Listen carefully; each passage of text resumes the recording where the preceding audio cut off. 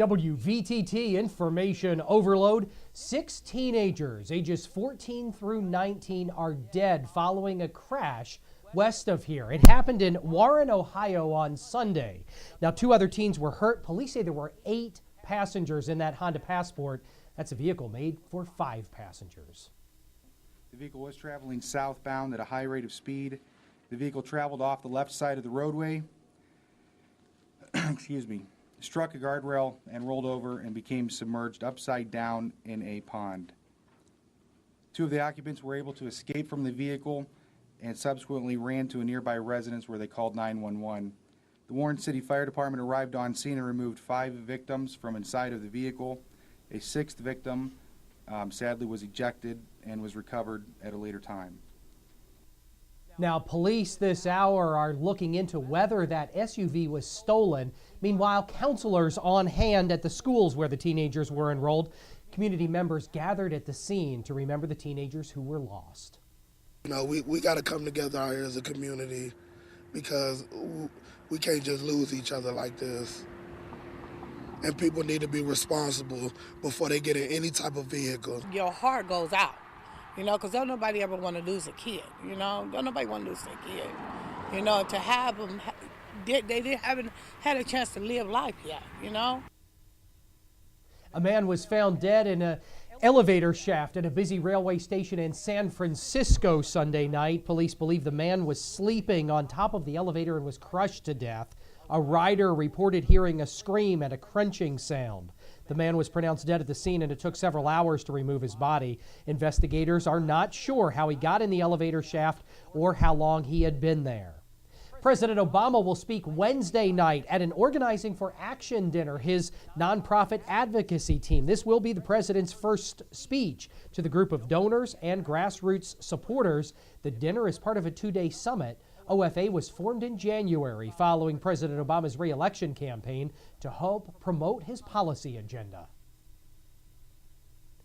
Pressure is mounting for the Transportation Security Administration to reverse its decision to allow small pocket knives on airplanes. Sarah Nelson, spokeswoman for the Association of Flight Attendants, says it puts everyone on the plane in danger. This is a really slippery slope, so what are we going to do? Are we going to continue down this road? The federal air marshals agree with us, and so does law enforcement across the country, that we do not need these blades on board. These will be concealed weapons. And there were blades that were smaller than this that caused all the damage that took place on September 11th.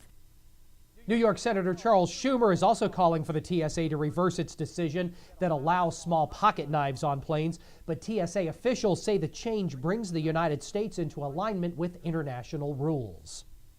A Delta jet ran off the runway early this morning at Houston's Hobby Airport. The aircraft ran off the tarmac and onto the grass as it was turning around, according to airport officials. Emergency crews will tow the plane back to the gate to be checked for damage. About 70 passengers were on the flight, which was headed to Atlanta, and no one was injured.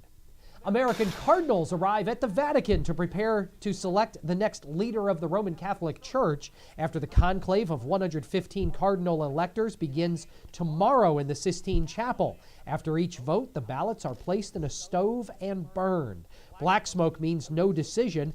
White smoke signifies a new pope has been chosen.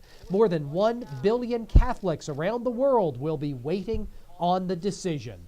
Now that a date for the conclave has been set, Father Tom Rasica, a Vatican spokesman, explains what the next steps are in this very rigid and traditional proceeding. Once the new pope is elected, there is a ritual in place. The cardinal presiding over the ceremony of the election in the chapel, Cardinal Ray, correct, will come to the person who was elected. It's very simple. Do you accept this canonical election as Supreme Pontiff? Yes. With what name? By what name do you wish to be called? I will be called by this particular name. Following that, there is a special prayer that's said by a representative, the head of the college, the cardinal bishops, cardinal priests, and cardinal deacons. The first thing the Pope does after he accepts the name, he goes in the room of tears, and he's vested in the new vestments, the new garments that are there of the white cassock. He removes his cardinalatial garments.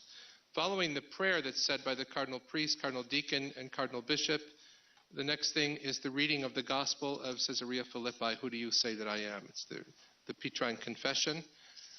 A new thing that's been added this year is when the cardinals and the Holy Father leave the Sistine Chapel, their first stop is in the Pauline Chapel, where the Holy Father will enter alone and pray before the Blessed Sacrament.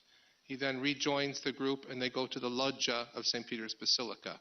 Obviously, that section is not televised publicly because he has not been announced or presented to the world yet.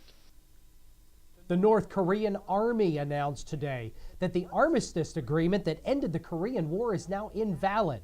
That armistice agreement, signed back in 1953, ended the 3-year war between North and South Korea in a truce. Since the two sides remain technically at war, it remains to be seen whether the invalidation means that either side resumes hostilities. Since last week, North Korea has been threatening to scrap the armistice after the UN Security Council passed tougher sanctions against it. Those sanctions were in response to North Korea's February 12th nuclear test. The North has declared the ceasefire null several times in the past. The declaration follows the start of joint military exercises between the U.S. and South Korea this morning. North Korea has called those drills an open declaration of war. A moment of silence marking the second anniversary of the deadly earthquake and tsunami that devastated Japan today. Japan's emperor and empress paused and then bowed before a large memorial during a national ceremony in Tokyo. Nearly 19,000 people were killed in the disaster. The NFL is teaming up with General Electric to help prevent player head injuries. NFL Commissioner Roger Goodell and GE Chairman and CEO Jeff Immelt will unveil the details. They are expected to announce a research initiative to develop technologies to prevent and detect concussions. That's WVTT's Information Overload.